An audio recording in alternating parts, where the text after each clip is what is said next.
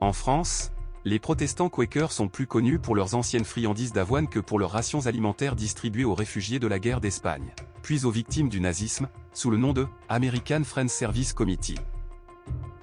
Son directeur américain d'alors, Howard Kirchner, opérait depuis Marseille. Dans un film sur leurs activités en mai 1942, il présente l'engagement des Quakers en zone sud et notamment au Chambon-sur-Lignon. The Quakers strive to relieve suffering wherever it is found, without regard to race, religion, or nationality.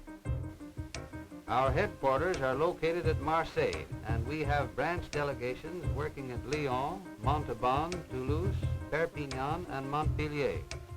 A little food is being supplied daily to 84,500 children in the public schools in these departments. We have 17 colonies of children where 650 little victims of war receive complete care. These are located at Taloir, Saint-Maurice, Écully, Le Chambon, Luc-en-Dois, Saint-Péret, Saint-Raphaël, La Rouvière, Le Caillol, Saint-Jérôme, Mouriez, Le Canet-Plage, La Coume, Mosée, La Rade, Condom and Montelion. Un rapport du pasteur Trocmé confirme cette aide Quaker à la création d'un centre d'accueil au Chambon. On peut y lire, sur la proposition de Howard Kirchner, nous ouvrons un gîte pour 20 à 25 enfants au Grillon.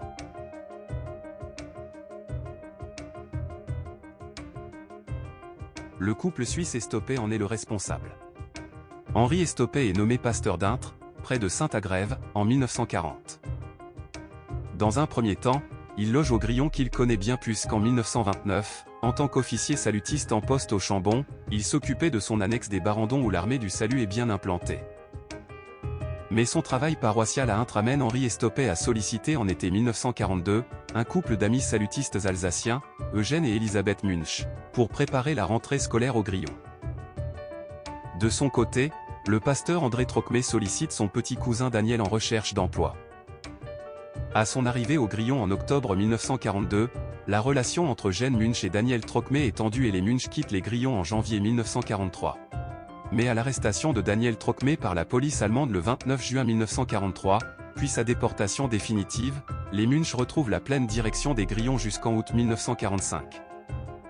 Un jeune Allemand de 14 ans, Peter Felgel, arrive au Grillon le 16 janvier 1943 et y restera 8 mois.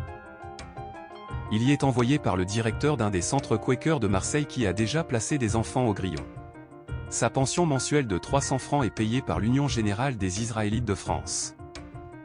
Ernst et Agnès Felgel et leur fils Peter ont fui l'Allemagne nazie en 1936. Avec l'aide des Quakers, ils s'installent à Auch dans le Gers en juin 1940. Mais lors de la rafle du 26 août 1942 en zone sud, des policiers français arrêtent les parents Felgel et les transfèrent à Drancy avant de les déporter à Auschwitz une semaine plus tard. Peter, qui passe l'été dans un centre Quaker, échappe à ce destin. Averti le lendemain, il commence alors un journal intime pour les retrouvailles espérées avec ses parents. Devenu orphelin, il est pris en charge par les Quakers qui préparent son émigration légale aux États-Unis depuis Marseille prévue en novembre 1942. Mais l'envahissement allemand de la zone sud met un terme à ce projet et il est envoyé au Chambon. Après l'arrestation de Daniel Trocmé, les Quakers redistribuent leurs enfants juifs du Chambon. Peter est envoyé à Figeac dans le Lot pour la rentrée scolaire 1943, puis passe en Suisse en mai 1944 avant de gagner les États-Unis ensuite. Les parents Felgel ne liront jamais le journal de Peter et nous avons, nous aussi, failli l'ignorer. Ce cahier confisqué par Daniel Trocmé avait disparu en 1943. Il réapparaît dans une brocante provençale 45 ans plus tard. Son auteur, retrouvé aux États-Unis, alors devenu grand-père, le racheta pour $265 et le rendit public. Au-delà des tristesses du jeune Peter, ces pages confirment le réseau solidaire entre les Grillons et les Quakers.